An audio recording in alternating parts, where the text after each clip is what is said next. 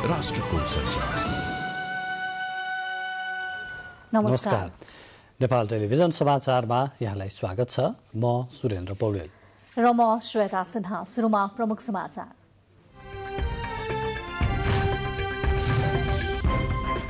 सरकारको नीति तथा कार्यक्रमबारे सत्तारूढ 5 दलको शीर्ष तहमा छलफल। निर्वाचनको समीक्षा भने सबै स्थानको नतिजा आएपछि मात्र। अर्थतन्त्रमा देखिएको समस्या सम्बोधन गर्ने गरी नीति तथा कार्यक्रम ल्याउने सरकारको तयारी। आन्तरिक उत्पादनमा जोड दिँदै आयात प्रतिस्थापन गर्ने उद्देश्य। हालसम्म 716 स्थानीय तहको मतपरिणाम सार्वजनिक। बहुमत स्थानमा सत्ता गठबन्धनका उम्मेद्वार विजयी। नेकपा एमाले दोस्रो स्थानमा। नौबिसे नागढुङ्गा सडक खण्डको अवस्था थप जीर्ण बन्दै। सडक विभाग र सुरुङ आयोजना बीच मर्मत विवाद हुँदा यात्रुहरू शास्ति भोग्न बाध्य। पूर्वी भारत र बंगलादेशमा ठूलो वर्षापछि बाढी र पहिरो। 50 जनाको मृत्यु। 10औं लाख मानिसहरू प्रभावित। र वर्षको दोस्रो ग्रान्ड स्लाम टेनिस प्रतियोगिताको फ्रेन्च ओपन आजबाट सुरु। फ्रान्सको राजधानी पेरिसमा सुरु भएसँगै विश्वभरका टेनिस पारखीहरूको भिड।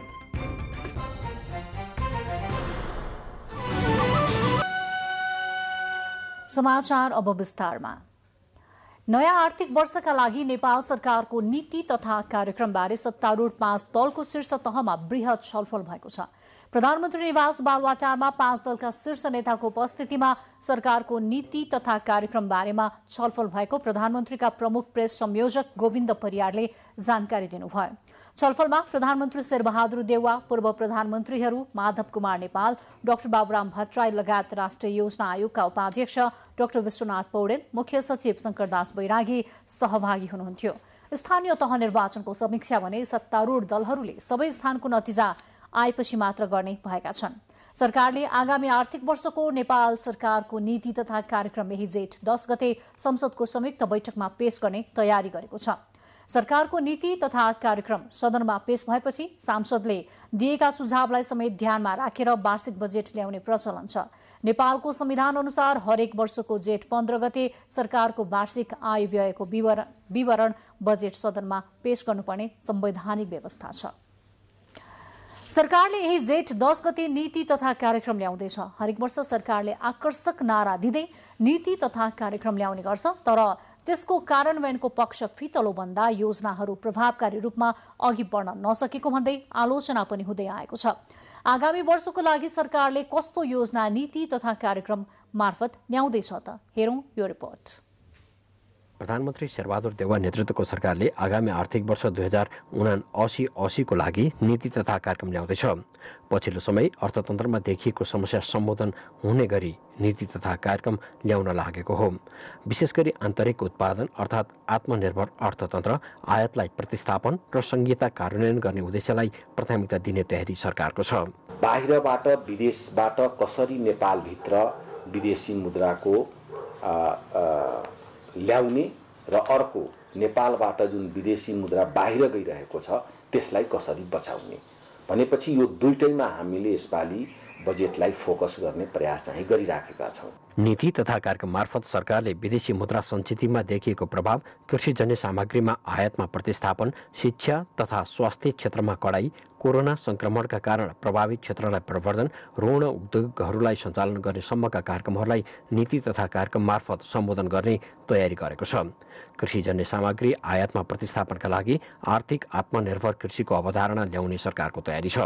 यस्तै विदेशमा उपचार र उच्च शिक्षाका लागि नेपाली मुद्रा बढी बाहिरिने क्षेत्रको रूपमा पहिचान गर्दै सरकारले यी क्षेत्रलाई कडाई गर्न लागेको हो।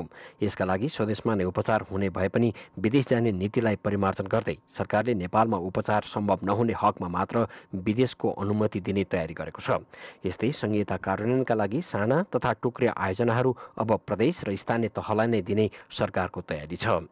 अबको बजेटमा कम्प्लिट हामी शिफ्ट गर्ने प्रयास गर्दैछौँ र बढी भन्दा बढी सानातिना आयोजनाहरू स्थानीय सरकारमा जाने बित्तिकै त्यो कार्यान्वयनमा एकदमै तपाईको द्रुत गतिमा कार्यान्वयन हुन्छ। सरकारले ल्याउन लागेको नीति तथा कार्यक्रममा आगामी आय वृद्धि, गुणस्तरीय मानव पुँजी निर्माण र आर्थिक जोखिमको न्यूनीकरण गर्दै अति कम विकसित देशबाट विकासशील देशमा स्तरोन्नति गर्ने र दिगो विकास लक्ष्य हासिल गर्ने उच्च माध्यम आय स्तर भएको मुलुकमा स्तरोन्नति हुने गरी दीर्घकालीन लक्ष्य पनि नीति तथा कार्यक्रममा ल्याउने तयारी सरकारको छ। अब आउने नीति तथा कार्यक्रम मार्फत आर्थिक क्षेत्र थप व्यवस्थित हुने अपेक्षा सरकारले गरेको छ। क्यामेरामा राम थापाका साथ सन्तोष तिताल, नेपाल टेलिभिजन। सरकारले विलासी वस्तु आयातमा कडाई गरेपछि वैशाख महिनामा नेपालको वस्तु आयात वृद्धि दरमा कमी आएको छ। भन्सार विभागको तथ्याङ्क अनुसार 2078 चैत्र महिनाको तुलनामा 2079 वैशाखमा 20 अर्ब रुपैयाँ कमको माल वस्तु आयात भएको छ। सरकारले विलासी वस्तु आयातमा कडाई गरेपछि वैशाख महिनामा नेपालको वस्तु आयात वृद्धि दरमा कमी आएको छ।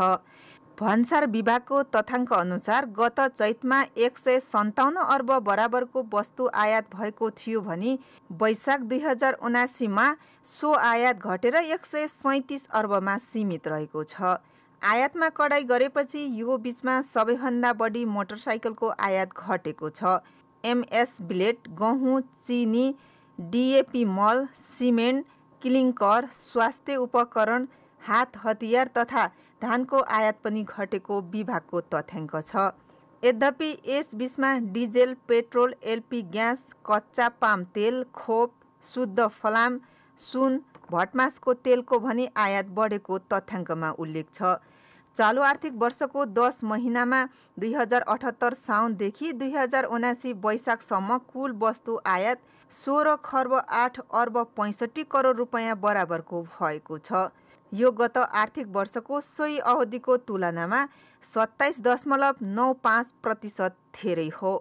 गत आर्थिक वर्ष 2077-78मा 12 खर्ब 54 अर्ब 11 करोड रुपैयाँको वस्तु आयात भएको थियो।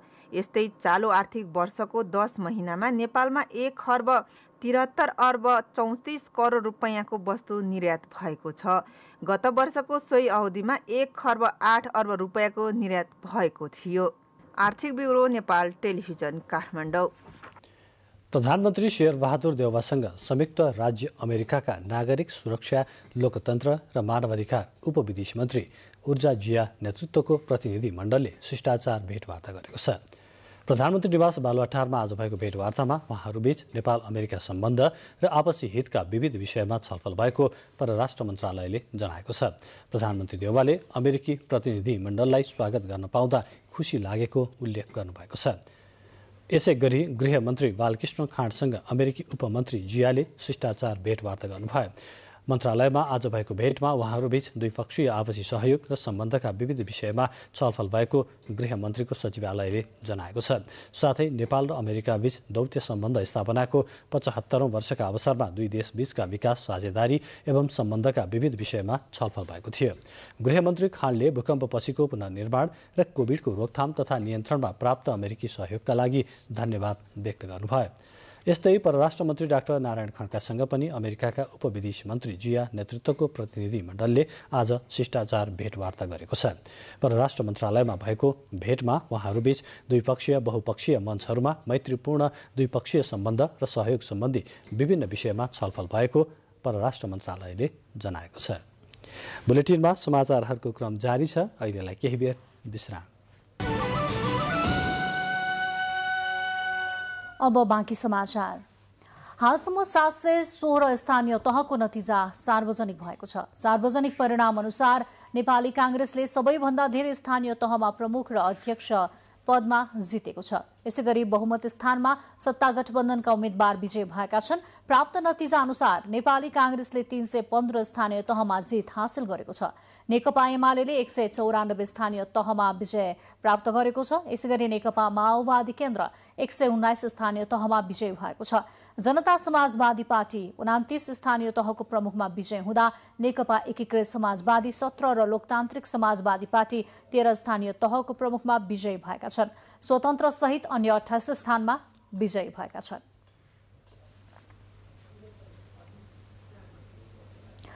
यसैबीच देशभरका 6 महानगरपालिका मध्ये विराटनगर महानगरपालिकाको अन्तिम मत परिणाम सार्वजनिक भइसकेको छ। विराटनगर महानगरपालिकामा नेपाली कांग्रेसका नागेश कोइराला विजयी हुनुभएको छ। अन्य 5 महानगरपालिकामा मतगणना जारी छ। काठमाडौँ महानगरपालिकामा पनि अहिले स्वतन्त्र उम्मेद्वार बालेन शाहको अग्रता कायम नै छ। काठमाडौँ महानगरपालिकाको प्रमुख पदमा स्वतन्त्र उम्मेद्वार बालेन्द्र शाहले हालसम्म 41,116 मत प्राप्त गर्नुभएको छ भने नेपाली कांग्रेसकी सृजना सिंहको 24,030 मत रहेको छ। नेकपा एमालेका केशव स्थापितले 23,068 मत सहित तेस्रो स्थानमा हुनुहुन्छ। त्यसैगरी भरतपुर महानगरपालिकामा गठबन्धनका साझा उम्मेद्वार रेणु दाहालले 39,472 मत प्राप्त गर्दा एमालेका विजय सुवेदीले 30,690 मत प्राप्त गर्दै उहाँलाई पछ्याइरहनु भएको छ।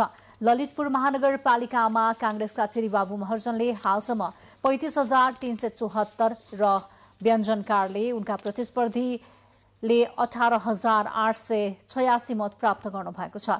त्यस्तै वीरगञ्ज महानगरपालिकाको गठबन्धनका उम्मेद्वार राजेशमान सिंहले 34,355 मत प्राप्त गर्नुभएको छ भने नेकपा एमालेका उम्मेद्वार विजय कुमार सरावगीले 18,345 मत प्राप्त गर्नुभएको छ। यस्तै पोखरामा गठबन्धनका उम्मेद्वार नेकपा एकीकृत समाजवादीका धनराज आचार्यले 45,027 मत प्राप्त गर्नुहुँदा थापाले 40,490 मत प्राप्त गर्नुभएको हाम्रा संवाददाताहरूले जानकारी गराउनु भएको छ। धरान उपमहानगरपालिकाको प्रमुखमा स्वतन्त्र उम्मेद्वार हर्कराज राई विजय हुनुभएको छ। 4,772 मतान्तर सहित उहाँ प्रमुखमा विजय हुनुभएको हो। स्वतन्त्र उम्मेद्वार राईले 20,821 मत पाउँदा उहाँका प्रतिद्वन्दी गठबन्धनका तर्फबाट नेपाली कांग्रेसका किशोर राईले 16,059 मत प्राप्त गर्नुभएको छ। यस्तै धनगढी उपमहानगरपालिकामा स्वतन्त्र उम्मेद्वार गोपाल हमाल 26,865 मत ल्याएर विजयी हुनुभएको छ। उहाँका निकटतम प्रतिस्पर्धी नेपाली कांग्रेसका नृपबहादुर बडले 14,817 मत प्राप्त गर्नुभयो। यो सँगै 9 उपमहानगरपालिकाको मत परिणाम सार्वजनिक भएको छ। सार्वजनिक नतिजाका आधारमा नेपालगञ्ज र इटहरी, बुटवलमा कांग्रेस र हेटौडामा एकीकृत समाजवादी विजयी भएका छन्। कलैया र घोराही उपमहानगरपालिकामा नेकपा एमाले विजयी हुँदा जितपुर सिमराको प्रमुख पदमा नेकपा माओवादी केन्द्र विजयी भएको छ। जनकपुर र तुलसीपुर उपमहानगरपालिकामा भने मतगणना जारी रहेको छ।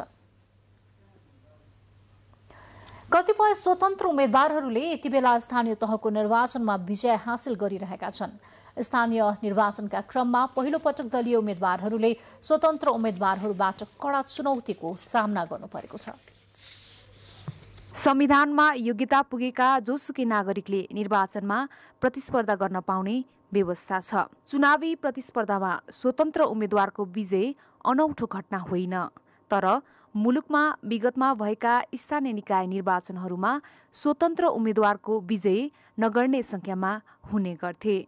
यसपटक उल्लेखीय संख्यामा भएको स्वतन्त्र उम्मेद्वारहरूको विजयले नागरिकमा उम्मेद्वारको क्षमता मूल्याङ्कन गरी मतदान गर्ने चेतना जागृत भएको देखिन्छ।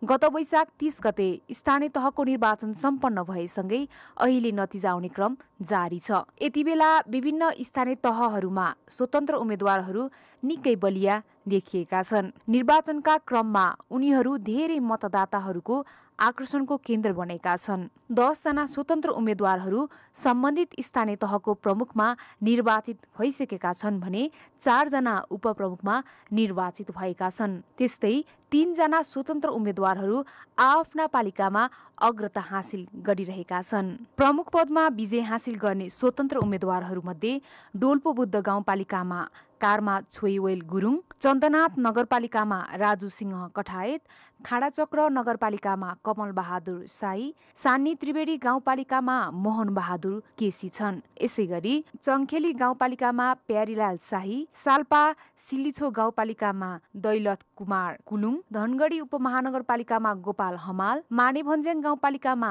ज्ञानेन्द्र रुमदाली, डिलासैनी गाउँपालिकामा सन्तोष प्रकाश जोशी र बर्दिवास नगरपालिकामा प्रहलाद कुमार छेत्री प्रमुख पदमा निर्वाचित भएका छन्। त्यस्तै से फोक्सुन्डो गाउँपालिकामा पेम्मा वाङछेन गुरुङ, डिस्याङ गाउँपालिकामा छिरिङ गुरुङ, बुढीनन्दा नगरपालिकामा रामबहादुर बोहरा र बर्दिवास नगरपालिकामा तारादेवी उपप्रमुख पदमा निर्वाचित भइसकेका छन्।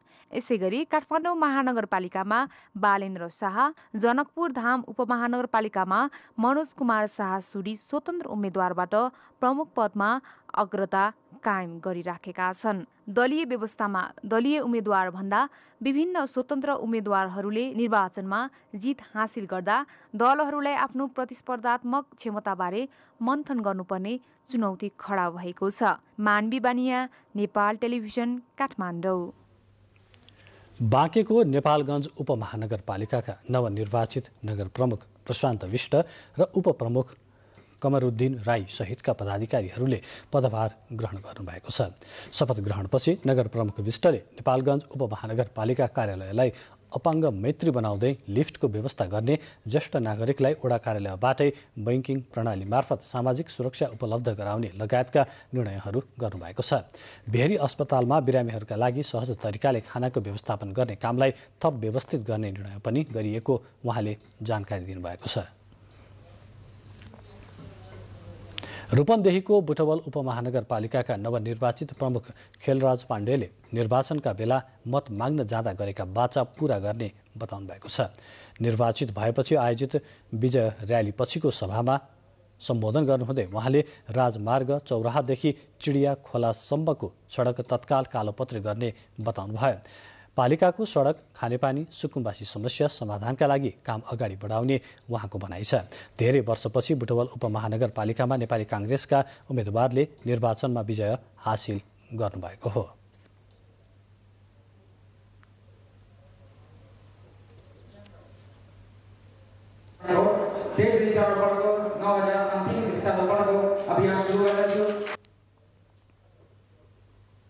सिन्धुलीका नवनिर्वाचित जनप्रतिनिधिहरूले भौतिक पूर्वाधार विकासमा जोड दिने बताएका छन्। गत वैशाख 30 गते सम्पन्न भएको स्थानीय तहको निर्वाचनबाट नगरपालिकामा प्रमुख तथा गाउँपालिकाका अध्यक्षमा निर्वाचित भएपछि भौतिक पूर्वाधार र कृषि क्षेत्र जनप्रतिनिधिका मुख्य प्राथमिकतामा परेका छन्। सिन्धुलीका नवनिर्वाचित जनप्रतिनिधिहरूले भौतिक पूर्वाधार विकासमा जोड दिने भएका छन्। गत वैशाख 30 गते सम्पन्न स्थानीय तहको निर्वाचनबाट नगरपालिका तथा गाउँपालिका अध्यक्षमा निर्वाचित भएपछि भौतिक पूर्वाधार र कृषि क्षेत्र जनप्रतिनिधिका मुख्य प्राथमिकतामा परेका छन्। सिन्धुलीको कमलामाई नगरपालिकामा पहिलो पटक नगर प्रमुखमा काङ्ग्रेसका उपेन्द्र कुमार पोखरेल निर्वाचित हुनुभएको छ। झण्डै 30 वर्षपछि नगरपालिकाले पाएको काङ्ग्रेसका नगर प्रमुख पोखरेल धार्मिक र पर्यटकीय स्थलसहित भौतिक पूर्वाधारको विकासमा जोड दिने बताउनुहुन्छ।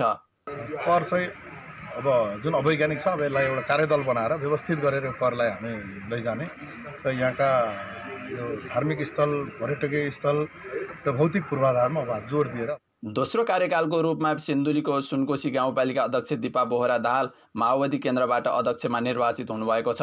शिक्षालाई र स्वास्थ्यलाई अगाडि राखेर र रोजगारीमूलक कामहरू कसरी प्राथमिकता दिन सकिन्छ त्यसअनुसार हामी अगाडि बढ्नेछौँ। यस्तै सिन्धुलीको तीनपाटन गाउँपालिका अध्यक्ष दोस्रो पटक कर्णबहादुर थापा मगर निर्वाचित हुनुभएको छ। नेपाली काङ्ग्रेसको तर्फबाट निर्वाचित थापा मगर भौतिक पूर्वाधारको काममा जोड दिने बताउनुहुन्छ। तीनपाटन गाउँपालिकामा कृषि क्षेत्र धेरै कुराहरू छन् र पर्यटकीय क्षेत्रको सम्भावना छन् र सडक सञ्जाल चाहिँ दुर्गम छ र यो आगामी 5 वर्षमा तीनपाटन गाउँपालिकालाई समृद्ध बनाउने मैले अठोट लिएको छु। वडा अध्यक्षबाट स्थानीय सरकारको अनुभव बटुल्दै गाउँपालिका अध्यक्षमा निर्वाचित भएका मरिन गाउँपालिकाका अध्यक्ष विमर्श मुक्तान शिक्षा, स्वास्थ्य, सडक पूर्वाधारमै काम गर्ने पहिलो योजना रहेको बताउनुहुन्छ।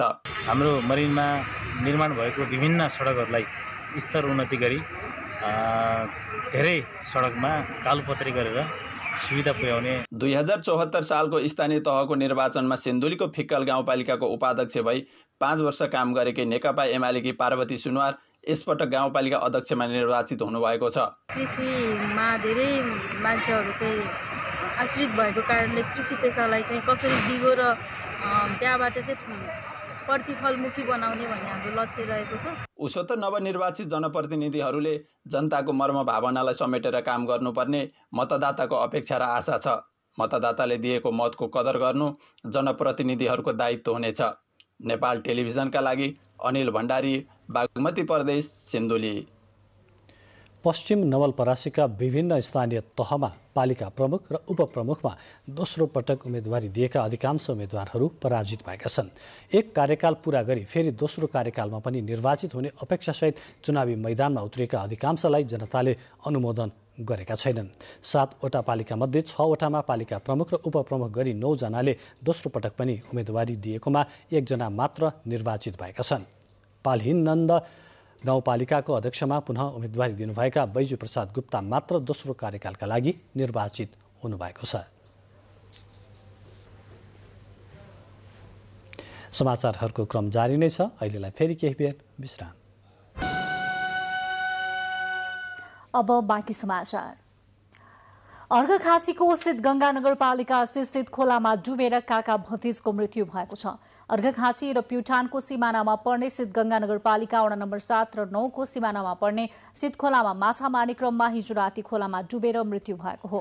प्युठान जिल्लाको 9 बहिनी गाउँपालिका वडा नम्बर 8 फोप्लीका 50 वर्षीय नुमाराम घरती र उनका दाजुका छोरा 12 वर्षीय समूलाल घरतीको मृत्यु भएको जिल्ला प्रहरी कार्यालय अर्घखाँचीका प्रमुख प्रहरी नायब परीक्षक अम्बर बहादुर थापाले जानकारी दिनुभएको छ। राष्ट्रिय महिला आयोगले 8 वर्ष अघि भएको बलात्कारको घटनाका पीडितलाई न्याय र दोषीलाई कारवाही गर्न आग्रह गरेको छ। आयोगले आज प्रेस विज्ञप्ति जारी गरी एउटा सुन्दरी प्रतियोगिताकी एक प्रतिस्पर्धीले आफूमाथि आयोजकले बलात्कार र यौन शोषण गरेको भनी सार्वजनिक गरेको घटनालाई लिएर आयोगले सो आग्रह गरेको हो। आयोगले पीडित किशोरीको स्वास्थ्य र सुरक्षाको उचित प्रबन्धका लागि समेत सरकार र सुरक्षा निकायको ध्यानाकर्षण गराएको छ। आयोगले पीडित पक्ष, सरकार र सुरक्षा निकायसँग समन्वय र सहकार्य गरिरहेको पनि जनाएको छ। आकाशे पानीका कारण नौबिसे नागढुङ्गा सडक ठाउँ ठाउँमा बिग्रिएपछि हजारौं यात्रुहरूले शास्ति भोग्नु परेको छ। बिग्रिएको सडक कसले मर्मत गर्ने भन्ने विवादका कारण सडक मर्मतमा समस्या भएको अधिकारीहरूले बताएका छन्। नराम्ररी बिग्रिएको सडकका कारण नौबिसे नागढुङ्गा भएर राजधानी प्रवेश गर्ने र राजधानीबाट बाहिरिने यात्रुहरूले यात्राका क्रममा निकै शास्ति खेप्नु परेको छ। वर्षौंदेखि सो सडक खण्डमा यात्रुहरूले यात्राका क्रममा जाम र जोखिमपूर्ण यात्रा तय गर्न बाध्य हुनु परेको छ। वर्षाको समयमा सडकका कारण सवारी दुर्घटना त यस सडकमा सामान्य कुरा जस्तै भएको छ। सडकको अवस्थाले गर्दा हुने गरेको सवारी जाम छिचोल्न कहिलेकाहीँ त दिनभरि जस्तै लाग्ने गरेको गुनासो सवारी चालकहरूको छ। पहिला 1 घण्टा लाग्थ्यो, अहिले भन्नै सकिने बेला 6 बजेदेखि 12 बजेसम्म। खाल्डा खुल्डी सडक सवारी साधनको बढ्दो चाप जसले गर्दा समयमा नै गन्तव्यमा पुग्न नसक्ने अवस्था त छँदैछ। तोकिएको खर्चले गन्तव्यसम्म पुग्न पनि सडकका कारण समस्या हुने गरेको छ। विशेष गरी अहिले नौबिसेदेखि बिग्रिएको सडकका कारण झन्दै पिपला मोडसम्म त सहज रूपमा सवारी हाँक्न सक्ने अवस्था नै नभएको चालकहरूको गुनासो छ। ठाउँ ठाउँमा सडकका कारण सवारीका साधनहरू बिग्रिने भएकोले गर्दा सवारी जाम लाग्ने गरेको छ। विशेष गरी राजधानी प्रवेशका क्रममा सडकको देब्रे लेन नराम्ररी बिग्रिएपछि समयमा नै मर्मत हुन नसक्दा अहिले सो सडक खण्ड ग्रामीण सडक जस्तै भएको छ। राजधानीलाई तराईका जिल्लासँग जोड्ने मुख्य लाइफलाइनको रूपमा मानिएको त्रिभुवन राजपथ समयमा नै मर्मत नगरेकोले गर्दा यस्तो अवस्था आएको हो, जसका कारण आधा घण्टामा पार गर्न सकिने नौबिसे नागढुङ्गा सडक खण्डको यात्रा तय गर्न अहिले सामान्य अवस्थामा पनि 2 देखि 3 घण्टा लाग्ने गरेको छ। विशेष गरी सुरुङ निर्माण स्थलदेखि नागढुङ्गासम्मको बिग्रिएको सडक विभागले मर्मत गर्ने अथवा नौबिसे नागढुङ्गा सुरुङ आयोजनाले गर्ने भन्ने विषयको विवादका कारण अहिलेसम्म सडक मर्मत हुन नसकेको हो। शिव सिलवाल, नेपाल टेलिभिजन, नागढुङ्गा, धादिङ। बाँकेमा जैविक विविधताको अवस्था अध्ययन गर्दै 22औं अन्तर्राष्ट्रिय जैविक विविधता दिवस मनाइएको छ। डिभिजन वन कार्यालय बाँकेको आयोजनामा आइतबार राप्ती नदी प्रणालीको जैविक विविधताको अवस्थाका बारेमा अध्ययन गरिएको हो। राप्ती सोनारी 1 कुसुमबाट नदीमा राफ्टिङको मद्दतले गरिएको सो अध्ययनले समग्र जीवको अवस्थाको बारेमा जानकारी हुने भएकोले नदीमा राफ्टिङको प्रयोग गरिएको बताइएको छ। कार्यक्रममा राप्ती सोनारी गाउँपालिकाका नवनिर्वाचित अध्यक्ष तप्त बहादुर पौडेलले गाउँपालिकाले संरक्षणको क्षेत्रमा हातेमालो र सहकार्य गरेर अघि बढ्ने बताउनुभयो। ओखलढुङ्गामा अचेत अवस्थामा फेला परेकी मानेभन्ज्याङ गाउँपालिकाकी 18 वर्षीय एक किशोरीलाई उपचारका लागि काठमाडौँ ल्याइएको छ। बलात्कार भएको आशंका गरिएकी ती किशोरीलाई आज बिहान उहाँकै घर नजिकै अचेत अवस्थामा फेला पारिएको थियो। टाउकोमा गम्भीर चोट रहेको ती किशोरीलाई बलात्कारपछि मरणासन्न हुने गरी कुटपिट गरिएको हुन सक्ने प्रारम्भिक अनुमान गरिएको प्रहरीले जनाएको छ। उहाँलाई हेलिकप्टर मार्फत काठमाडौँ पठाइएको ओखलढुङ्गाका प्रहरी नायब उपरीक्षक सुखदेव खनालले जानकारी दिनुभएको छ। तपाईँ यति बेला बेलुकी 8 बजेको समाचार बुलेटिन हेर्दै हुनुहुन्छ। बुलेटिनमा अब प्रमुख समाचार पुनः एकपटक। सरकारको नीति तथा कार्यक्रमबारे सत्तारूढ 5 दलको शीर्ष तहमा छलफल। निर्वाचनको समीक्षा भने सबै स्थानको नतिजा आएपछि मात्र। अर्थतन्त्रमा देखिएको समस्या सम्बोधन गर्ने गरी नीति तथा कार्यक्रम ल्याउने सरकारको तयारी। आन्तरिक उत्पादनमा जोड दिँदै आयात प्रतिस्थापन गर्ने उद्देश्य। हालसम्म 716 स्थानीय तहको मतपरिणाम सार्वजनिक। बहुमत स्थानमा सत्ता गठबन्धनका उम्मेद्वार विजयी। नेकपा एमाले दोस्रो स्थानमा। नौबिसे नागढुङ्गा सडक खण्डको अवस्था थप जीर्ण बन्दै। सडक विभाग र सुरुङ आयोजना बीच मर्मत विवाद हुँदा यात्रुहरू शास्ति भोग्न बाध्य। पूर्वी भारत र बङ्गलादेशमा ठूलो वर्षापछि बाढी र पहिरो। 50 जनाको मृत्यु, 10औं लाख मानिसहरू प्रभावित। र वर्षको दोस्रो ग्रान्ड स्ल्याम टेनिस प्रतियोगिता फ्रेन्च ओपन सुरु। फ्रान्सको राजधानी पेरिसमा सुरु भएको प्रतियोगिता हेर्न विश्वभरका टेनिस पारखीहरूको भिड। नेकपा एमालेका अध्यक्ष केपी शर्मा ओलीले नेपालीहरू कवि भएको भन्दै हरेक नेपालीको नामको पछाडि कवि लेखिदिए हुने बताउनु भएको छ। काठमाडौँमा आज कवि मीना श्रेष्ठको कविता संग्रह फर्गेट एस्टरडे विमोचन गर्दै अध्यक्ष ओलीले काव्यको रचना, छन्दको रचना धेरै पहिलादेखि नै नेपालकै भूमिमा हुने गरेको सुन्दा खुसी लाग्ने उल्लेख गर्नुभयो। ओलीले हतियारको बाण भन्दा शब्दको बाणमा धेरै गहिराई हुने भएकाले कविता मुक्तकहरूको छुट्टै अर्थ रहेको बताउनुभयो। कवि हरेक नेपालीको अन्त्यमा कवि लेखिदिए पनि हुन्छ। नेपालीको जातै कवि हो, किनभने यो आजको कुरा होइन। यी उहिले लिपि पैदा हुनभन्दा अगाडि पनि गाउँथे। लिपि पैदा हुनभन्दा अगाडि पनि काव्य रचना गर्थे।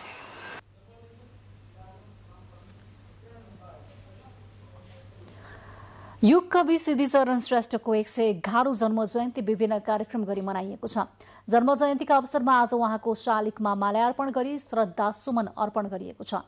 सो अवसरमा प्राज्ञ वैरागी काइला लगायत साहित्यकार तथा कलाकारहरूले युग कवि सिद्धिचरण श्रेष्ठले पुर्याउनु भएको योगदानको स्मरण गर्नुभयो। युग कवि उपनामबाट परिचित झर्रा राष्ट्रवादी कवि श्रेष्ठले लेख्नु भएको मेरो प्यारो खलढुङ्गा कविता जनजीवनमा चर्चित छ। कार्यक्रममा कवि शैलेन्द्र साकार लगायत विभिन्न कविहरूले युग कवि श्रेष्ठको स्मरणमा कविता पनि वाचन गर्नुभएको थियो। विक्रम सम्वत 1969मा जन्मनुभएका युग कवि श्रेष्ठको विक्रम सम्वत 2049 सालमा निधन भएको थियो। साहित्यकार तथा कला र संगीतको क्षेत्रमा विशिष्ट योगदान पुर्याउनुहुने 2 जना स्रष्टाहरूलाई आज धुस्वा सायमी सिर्जना पुरस्कार र धुस्वा वसुन्धरा पुरस्कार प्रदान गरिएको छ। गङ्की धुस्वा वसुन्धरा प्रतिष्ठानले प्रदान गर्दै आएको धुस्वा सायमी सिर्जना पुरस्कारबाट ललित कलाकर्मी गोविन्दलाल सिंह डङ्गोल र धुस्वा वसुन्धरा पुरस्कारबाट साहित्यकार नीलम कार्की निहारिकालाई प्रदान गरिएको छ। प्रतिष्ठानले आज काठमाडौँमा आयोजना गरेको कार्यक्रममा प्रज्ञा प्रतिष्ठानका कुलपति गंगा प्रसाद उप्रेतीले उहाँहरूलाई जनाही 50,000 नगद पुरस्कार सहित सम्मान पत्र प्रदान गर्नुभयो।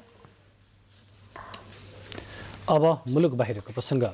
कैयौं दिनदेखिको लगातार वर्षा र त्यसैको कारण आएको बाढी र पहिरोले पूर्वी भारत र बङ्गलादेशमा 50 जनाको मृत्यु भएको छ। बाढी र पहिरोले 10औं लाख मानिसहरू प्रभावित भएको बीबीसीले उल्लेख गरेको छ। बङ्गलादेशको उत्तर पूर्वी क्षेत्रमा विगत 2 दशक यताकै ठूलो र डरलाग्दो बाढी आएको बताइएको छ।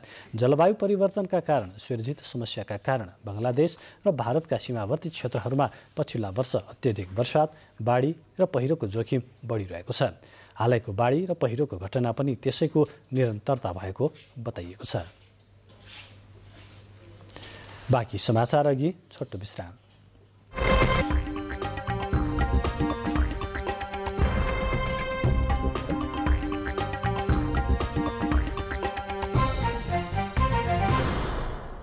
अब आर्थिक समाचार।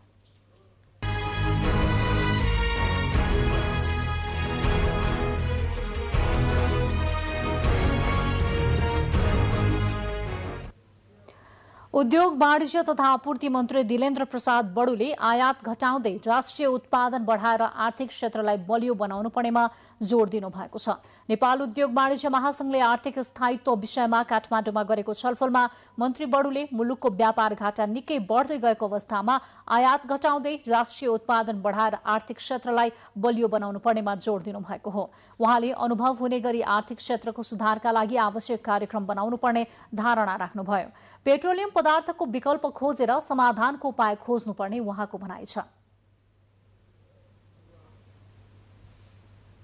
के गर्दा देखिन सक्ने गरी, अनुभव हुन सक्ने गरी परिणाम ल्याउन सकिन्छ त्यस्तो एउटा टार्गेटेड प्रोग्राम र कृषिको कुरा यहाँ जहाँसम्म छ हेर्नुहोस्, हामीले कृषिमा चक्लाबन्दी गर्नुपर्छ, बाँझो जमिनमा खेती गर्नुपर्छ, यो सब भनिरहन्छ, तर त्यो भइरहेको छैन। नेपाल राष्ट्र बैंकका गभर्नर महाप्रसाद अधिकारीले निक्षेप बढाउन नभएर उपभोग घटाउन ब्याज दर बढाइएको बताउनुभयो। महासंघका अध्यक्ष शेखर गोल्छाले मुलुकको मूल्य वृद्धि नियन्त्रणमा राख्न इन्धनमा करको दर घटाउनु पर्ने बताउनुभयो।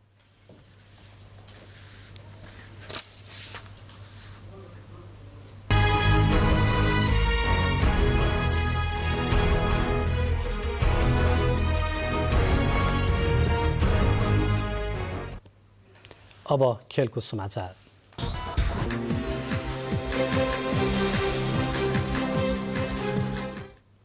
नेपाल क्रिकेट संघ क्यानले अमेरिकामा आयोजना हुने आईसीसी विश्वकप क्रिकेट लीग 2 श्रृंखलामा सहभागी हुने नेपाली राष्ट्रिय टोलीका खेलाडीहरूलाई बधाई दिँदै प्रतियोगिताका बारेमा जानकारी गराएको छ। नेपाल र अमेरिका बीच कूटनीतिक सम्बन्धको 75औं वर्षगाँठको अवसर पारेर क्यानले आज गरेको पत्रकार सम्मेलनमा प्रतियोगिताको बारेमा जानकारी गराएको हो। जेठ 25 गतेदेखि असार 1 गतेसम्म हुने त्रिकोणात्मक एक दिवसीय अन्तर्राष्ट्रिय श्रृंखलामा अमेरिका सहित नेपाल र ओमानको सहभागिता रहनेछ। श्रृंखलामा नेपालले दुवै टोलीसँग 2-2 खेल खेल्ने कार्यक्रम छ। लीग 2 मा यसअघि यी 3 राष्ट्रले नेपालमा सन् 2020 मा र सन् 2021 मा ओमानमा खेलेका थिए। प्रशिक्षक पुबुदु दासनायकेले नेपाल र अमेरिका दुवै मुलुकको प्रशिक्षक बनिसकेकोले दुवैको खेल हेर्न उत्साहित रहेको बताउनुभयो। वर्षको दोस्रो ग्रान्ड स्लाम टेनिस प्रतियोगिता फ्रेन्च ओपन आजबाट सुरु भएको छ। फ्रान्सको राजधानी पेरिसमा सुरु भएसँगै विश्वभरका टेनिस पारखीहरू टेनिस हेर्नका लागि भीड़ लागेको छ। विगत 2 वर्षदेखि प्रत्यक्ष खेल हेर्न नपाएका दर्शकहरूका लागि यस वर्ष रंगशालामा प्रवेश गर्न दिएसँगै दर्शक दीर्घा पनि खेल हेर्न उत्साहित भएका छन्। फ्रेन्च ओपनमा विश्वका युवा तथा चर्चित खेलाडीहरूको सहभागिता रहनेछ। पहिलो दिन आज सेरेना क्रिस्टिना र क्यामिला ओरोसिनो लगायतले विजय सुरुवात गरेका छन्। आजबाट सुरु भएको प्रतियोगिताको जुन 5 मा फाइनल खेल हुनेछ।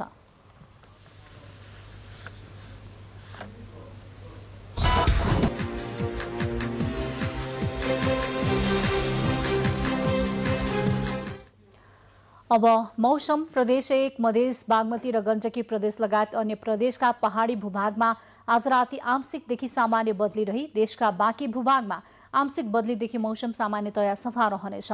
तथा प्रदेश 1 मधेस बागमती र गण्डकी प्रदेश लगायत कर्णाली र सुदूरपश्चिम प्रदेशका पहाडी भूभागको केही स्थानहरूमा मेघगर्जनसहित हल्कादेखि मध्यम वर्षाको सम्भावना रहेको मौसम पूर्वानुमान महाशाखाले जनाएको छ। काठमाडौँमा आज राति न्यूनतम तापक्रम 14 र 16 तथा भोलि दिउँसो अधिकतम तापक्रम 27 र 29 डिग्री सेल्सियस बीच रहने अनुमान गरिएको छ।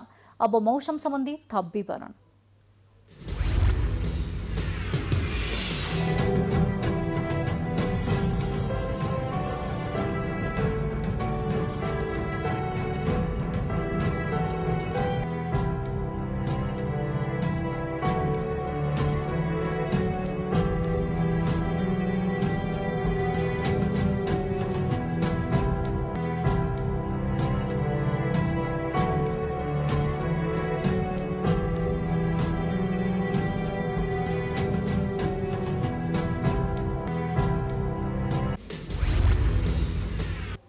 बुलेटिनको अन्त्यमा प्रमुख समाचार पुनः एकपटक।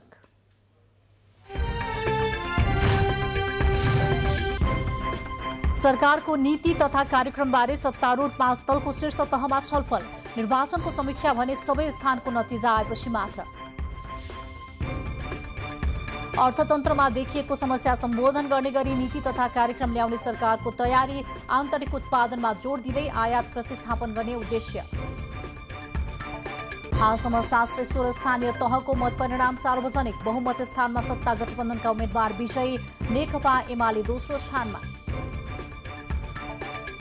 नौबिसे नागढुङ्गा सडक खण्डको अवस्था थप जीर्ण बन्दै, सडक विभाग र सुरुङ आयोजना बीच मर्मत विवाद हुँदा यात्रुहरू शास्ति भोग्न बाध्य। पूर्वी भारत र बंगलादेशमा ठूलो वर्षापछि बाढी र पहिरो, 50 जनाको मृत्यु, 10 लाख मानिसहरू प्रभावित।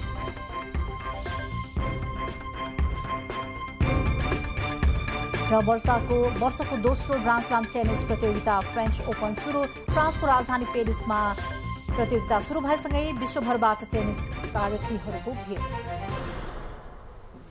हवस् त समाचार अहिलेलाई सकिएको छ, बिदा दिनुहोस्, नमस्कार।